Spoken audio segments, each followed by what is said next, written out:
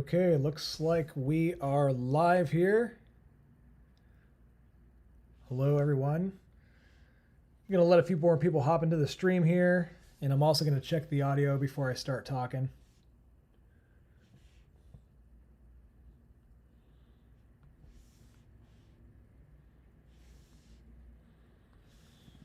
All right. Sounds like the audio is going. Okay, it looks... Hi, Sasquatch. Welcome. Okay, gonna wait for a few more people to hop into the chat and then we'll get going. Go ahead and comment where you're watching from this evening. And in just a moment, I'm gonna start doing an update on the expected windstorm that is heading towards our region tomorrow. And right now we're looking at visible satellite while we're waiting for people to hop into the stream here. And as people are hopping into the stream, go ahead and just let us know where you're watching from. And I am just about ready to roll. All right, gotta do one more thing, and then we'll get started.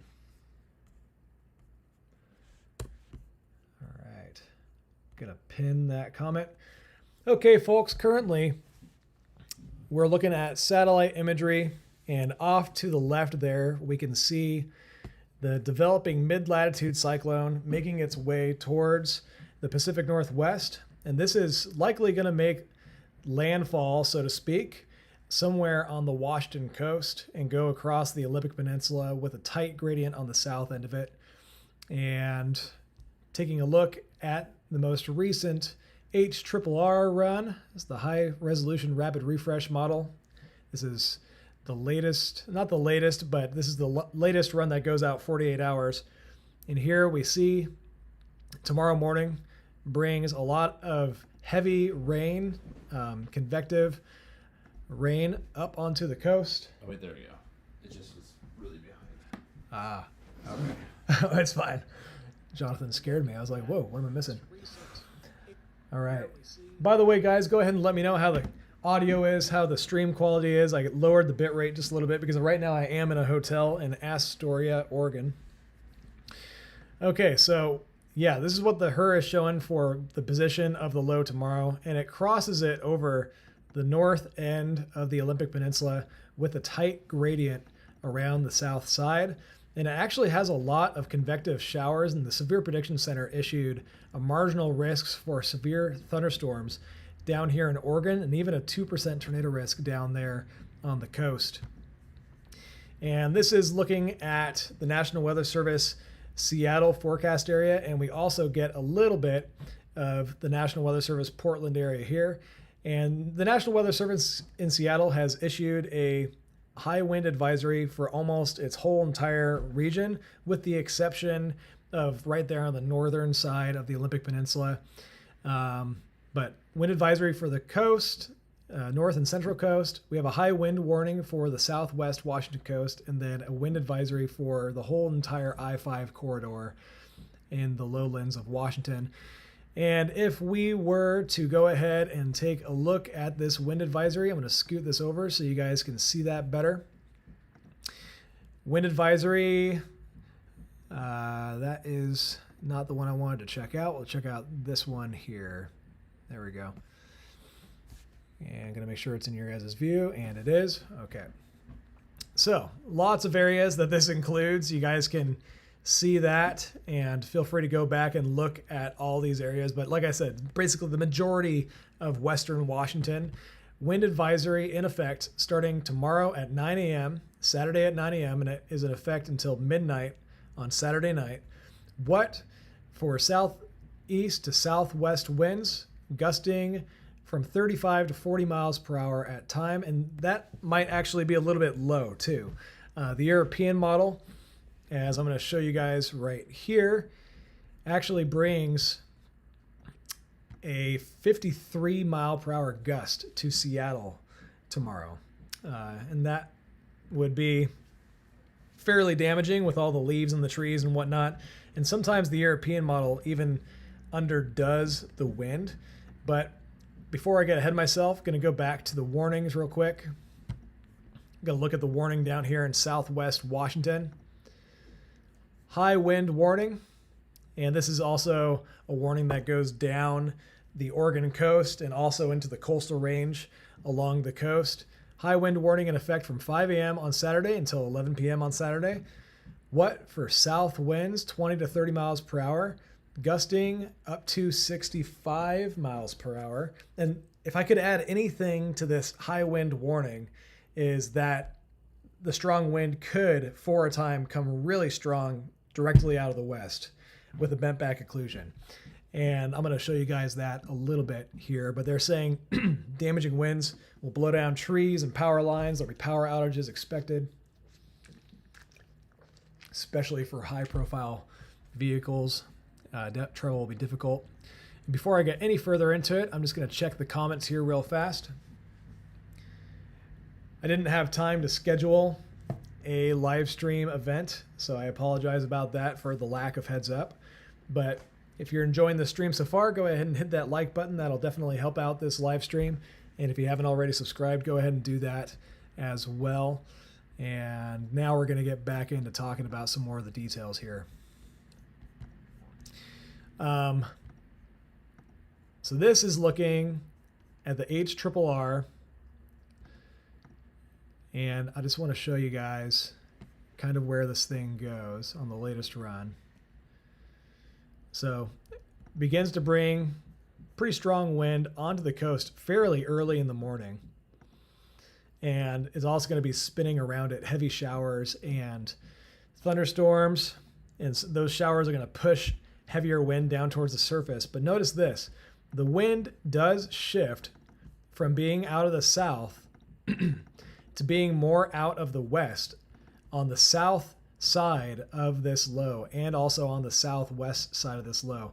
And this right here is called a bent back occlusion, or some people might call it the scorpion tail of the mid-latitude cyclone.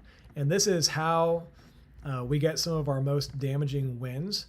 Now notice, it's not going to be a widespread area. It's not going to be super wide, but there could be some localized spots on the coast tomorrow that, if this is correct, could get some pretty strong wind. Like we're talking sustained wind around 48 knots, which, 56 miles per hour. yeah, 48 knots to miles per hour, that is about, 55 miles per hour.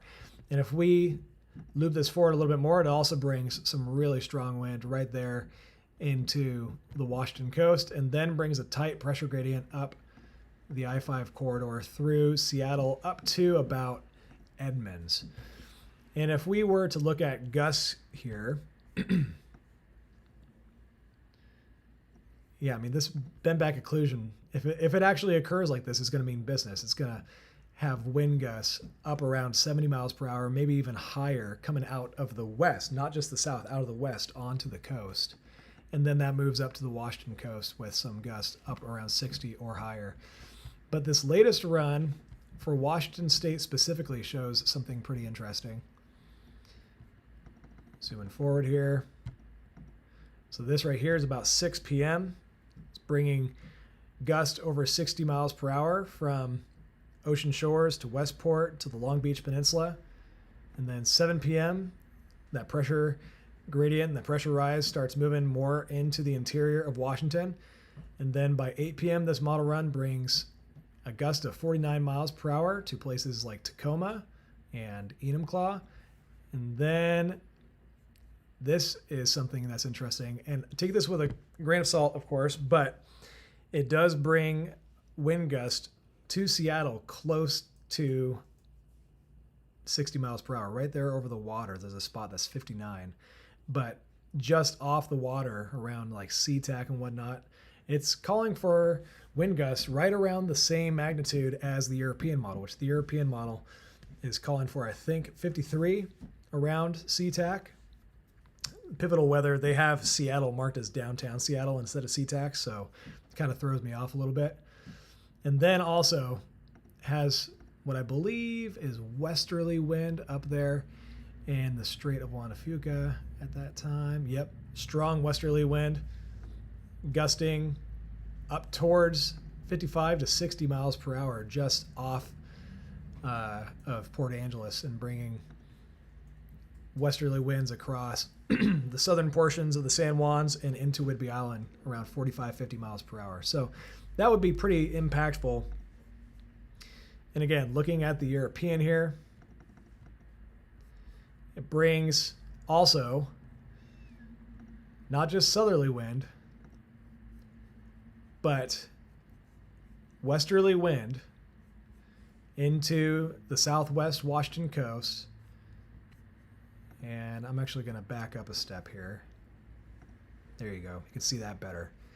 So there's the strong westerly wind going straight into the Washington coast, sustained like right around 40 miles per hour, in gusting on the Washington coast up towards 60 to 65 miles per hour, which is really right in line with the high wind warning, with the exception of the high wind warning says the wind is only going to be out of the south. You need to be prepared for that wind out of the west. I think that's actually going to be the most damaging wind, is when this westerly surge of wind comes right off of the ocean and onto the coast. It's a bit more, it happens when the lows come in like this, but the more common wind direction on the coast is south, southerly wind, not westerly, but it does happen on occasion. All right, I'm going to pause real quick for looking at the comments here before I go any further. I'm going to put this into a loop while I am talking. There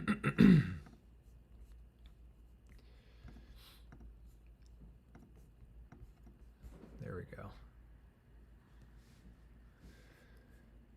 All right, going to look at comments right now for just a minute here. Scrolling back.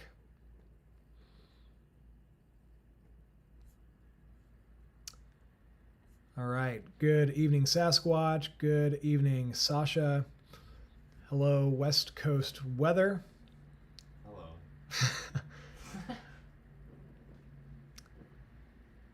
All right. Just seeing if you guys have any questions real fast. All right. So lots of comments, not that many questions. Kana Michelle says leaves are still on the trees, so probably lots of falling branches, maybe some down trees. Yeah, I think there is going to be some tree damage for sure tomorrow. And that's also going to result in power outages as branches and trees fall on power poles. Thank you, Golden Girl, for posting this link on Facebook. And yeah, that's one thing too. If you guys are enjoying the stream, please go ahead and show that by pushing that like button on the stream. That always helps out. And also subscribe if you haven't already. Jen Ninja asks what the winds will be like for Arlington, and then Davina asks what the winds will be like for Lacey. Arlington is a bit of a wild card, I think. Let's see. Let's go ahead and... Yeah, I'd probably say the same thing. Yeah. Arlington. Sometimes the westerly winds coming out of the Strait of Juan de Fuca and the southerly winds can kind of cancel each other out in these windstorm solutions. I think it looks like there is going to be some decently strong wind. The HRRR is calling for 40 mile per hour winds over west Snohomish County tomorrow ahead of the low. And this would be southerly winds around noon tomorrow. Yeah, it's going to be noticeably windy for much of the day around western Washington tomorrow as this low approaches. And then as the real pressure rise comes up on the south, that's going to be the real most damaging aspect of the storm, most likely. All right, so in regard to Arlington, I would say in the earlier part of the day, I wouldn't be surprised if Arlington saw some gusts starting, maybe around 11 or noon, up to 30 to 35 miles per hour, and could get a gust up towards 40. And then I'm not sure if Arlington's going to get in on the pressure rise. The low might be crossing over a little bit too far north on this HRRR run. Yeah, the real tight gradient is like between Marysville and Chehalis. That's a pretty tight gradient right there.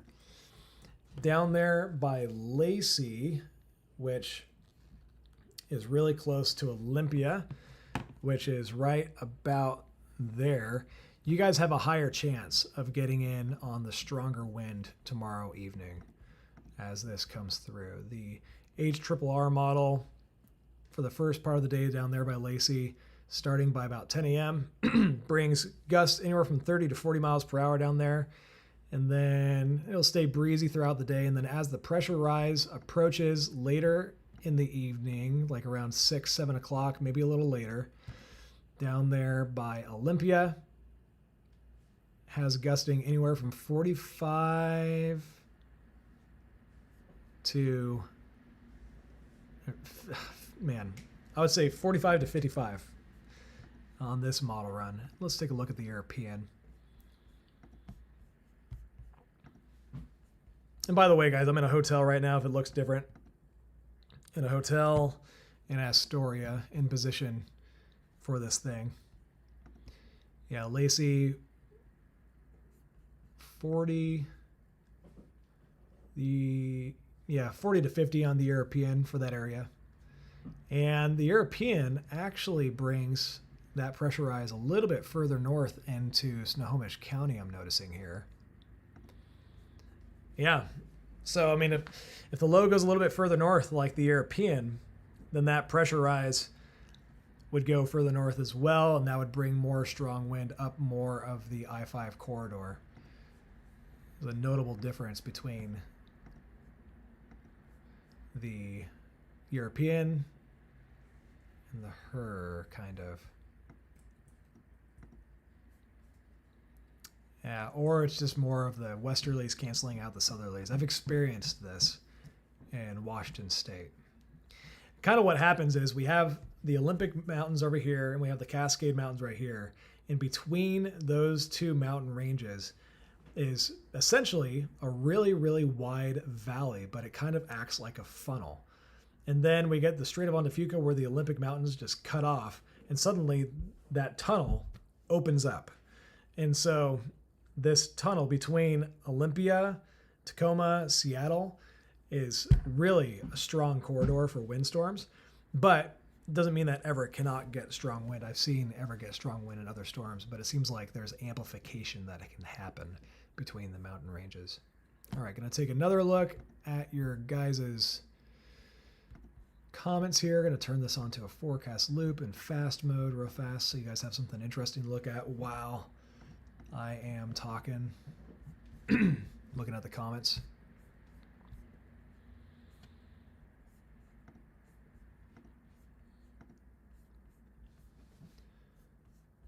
All right.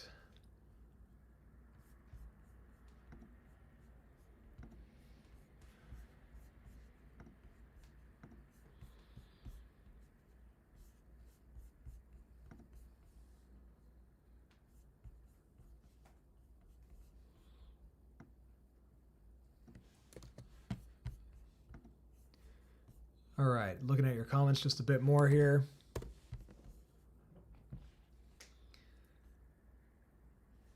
Oh, so the Facebook announcement link is not functioning. Okay, let me fix that. Just saw that. Thank you for whoever said that. Oh, yeah, never posted. Shoot.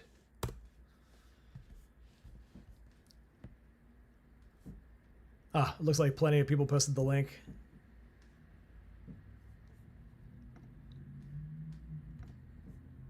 Okay. Sorry about that, guys. I copied the link, put it in the post, and never pushed enter, apparently. Okay. So Lake Stevens. So Jill, I'm not willing to really say whether or not Lake Stevens is going to get the wind bad or not. These windstorms can kind of, like, the models can only do so well. So there's a chance, I would say there's a chance that Lake Stevens could get some gusts tomorrow up to 40, 45, possibly stronger. But there's a chance that the westerlies and the southerlies can cancel each other out later in the day. Kana asks, am I going to be driving around tomorrow? Yes, I will be live streaming tomorrow. I'm probably going to end up starting the storm chase in the northwest Washington coast, actually, and I'm going to follow the pressure rise into Washington as I head north towards home. Davina asks, will it be strong enough to have power outages? Yes. I don't know if you guys saw Cliff Mass's blog earlier, but he encouraged all the power companies to be fully staffed tomorrow. And so the leaves still have a lot of trees on them, and this is really the first decent blow of autumn. We've had some wind, but not like this. And so there's going to be some power outages tomorrow for sure. I would say especially from about Edmonds south. And then also areas up north, San Juans and whatnot, could see some pretty strong wind, but that's more common for that area. So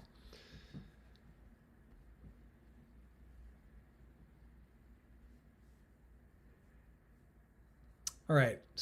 And Topanya says that she missed everything. How's Monroe and Lake Stevens looking? Well, you guys are under a wind advisory. Pretty much all of Western Washington is, with the exception of the northern part of the Olympic Peninsula. So around there for Lake Stevens and Monroe, we're talking about they are calling for gusts up to 35 to 40 at times. But I think for many areas that they talk about in this wind advisory, there's a chance that there could be stronger winds. So it's something that we got to keep an eye on for sure. Okay. So yeah, taking a look at the satellite imagery again, here's our storm right here. It's already there. You kind of have a gap between the storm that affected us today and the gap that is the storm that's going to affect us tomorrow. And something I did want to look at here is looking at the SPC. Going to move this over so you guys can see that better.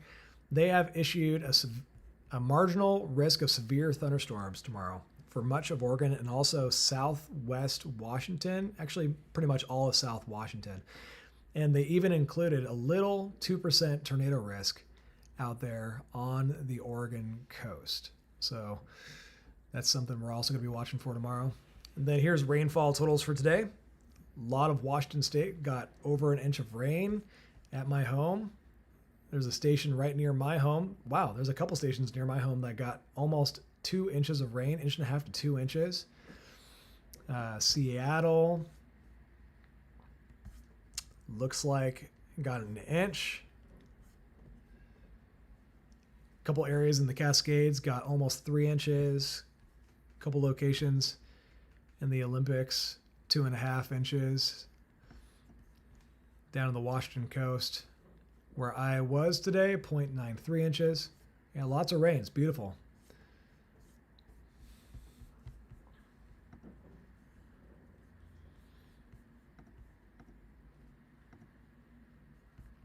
All right, looking at your guys' comments again real quick, and then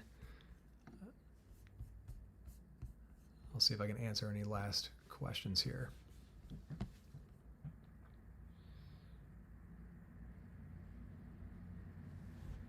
Yeah, well, Mama, I mean, there is like PUD in Snohomish County. So there are a couple public utility districts that are not under PSE. What about Hoquiam? So right now, cool kid, they have a wind advisory issued for up there in Hoquiam, but it's looking like the low might make landfall close to Hoquiam, according to some models, which would mean a little bit less wind. I mean, there's going to be some... Actually, wait, sorry. I'm confusing Hoquiam with the place further north. What's the one by Forks? La Push, right. Sorry. Yeah, Hoquiam has a decent chance of seeing some strong wind tomorrow. It's going to start off with southerly, south-southeasterly winds, And then you're probably going to end up getting some westerly winds later in the evening, afternoon, evening, into the night. Yeah, the latest her run for Hoquiam Aberdeen.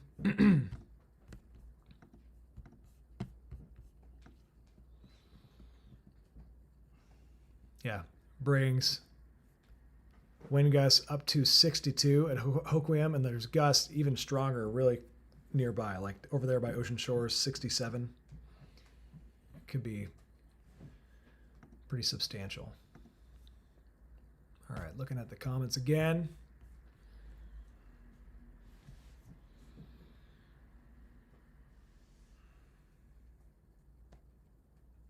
Good evening, Matthew. Western Washington weather has picked up 1.28 inches of rain so far there in Federal Way. Carbonado and Enumclaw, I would say you guys have a decent chance of getting maybe a 40 to 50 mile per hour gust sometime tomorrow evening. You guys are under a wind advisory from the National Weather Service. Arlington, puck to the head. I talked about Arlington a little bit. You guys are under a wind advisory and could get a gust up to 40 miles per hour between like 2 and 4. And then later in the evening, there's a chance that the westerly winds out of the Strait of Juan Fuca and the southerly winds coming up the I-5 corridor could kind of cancel each other out, but there's no guarantee of that. Stephen and Nicole, more wind in Cedar-Woolley expected? Yes. Cedar-Woolley. I would say you guys are going to get some decent wind probably tomorrow morning through early afternoon. Could get a gust up from like 30 to 40 miles per hour. And it's going to start out of the east, actually, and then it's going to switch to being more southerly, and then you guys could get a burst of westerly later in the evening into the night. So be watching for that. That westerly surge, actually, as this low goes over, depending on whether or not the pressure gradient is still tight, this westerly surge into Skagit and Whatcom County could have some problems, create some problems with all the leaves still being on the trees and stuff like that. All right, let me know when you're getting close to ready, Matthew, or Jonathan. Yeah. And then I can let you take it away. This is looking at the HER composite reflectivity with updraft helicity enabled as well. You can get a pretty good glimpse of the storm. This is about 5 a.m. Going to have this almost like lifting. The warm front's going to be out here, and then the cold front's going to be down here. And this may have some lightning in the cold front as this approaches the shore tomorrow, and it's going to have some segments broken up on it. We're probably going to intercept this somewhere on the Oregon coast. And this is down where there's a slight chance of a tornado tomorrow, water spouts that can come on shore. And then as we head further into the morning, even more thunderstorms could develop and come ashore. And every time one of these thunderstorms comes ashore, it has the potential to be mixing down really strong wind from aloft towards the surface. Like if we look at this right here, there's this storm really close to Cannon Beach on this model. There is a little bit of enhanced wind being pushed down right there.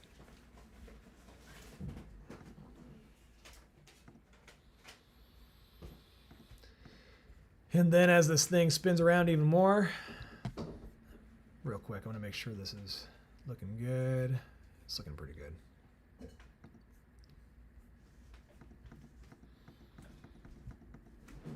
Yeah, there's basically just going to be convective showers on and off all day long, especially for Oregon and then eventually for Washington going into the afternoon and the evening as well.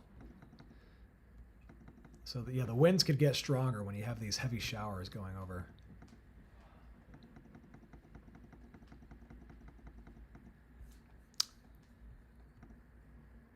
And looking at, let's see here, severe 0 to 3 kilometer at above ground level Cape. I like looking at this. quite a bit of Cape instability spinning around tomorrow. And early in the morning is going to be one of the better times just off the coast there. Look at that, bit of a marginal severe sounding picked. And then as the low gets closer,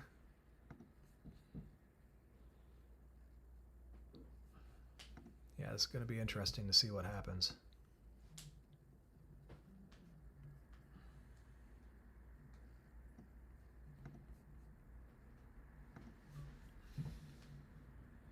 Another marginal severe sounding. All right, going to take a look at the comments again real quick, and then I'm probably going to sign off here soon. But let me know if you have any last questions in the comments.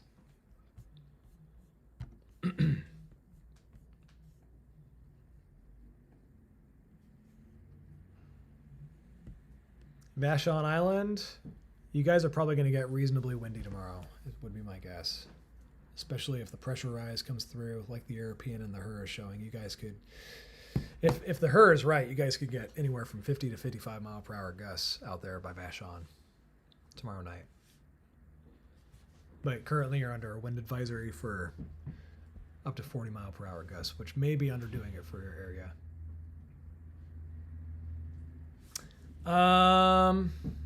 Ginger, I don't think I can add CC closed captioning to my live streams. I don't think that's possible.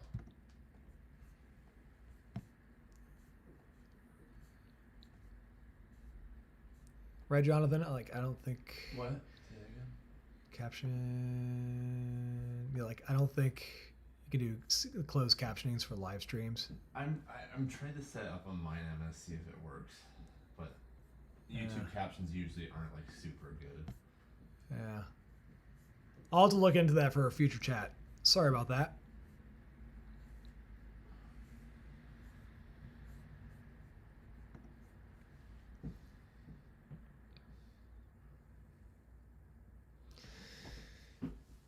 Okay, well, thank you everyone for watching. I am going to go ahead and get some other work done before I call it evening. We're going to get an early start tomorrow. Be checking in for live streams. If you haven't already liked the stream, please make sure and like it before you leave. And also subscribe to the channel. Let your friends and family know about the channel as well.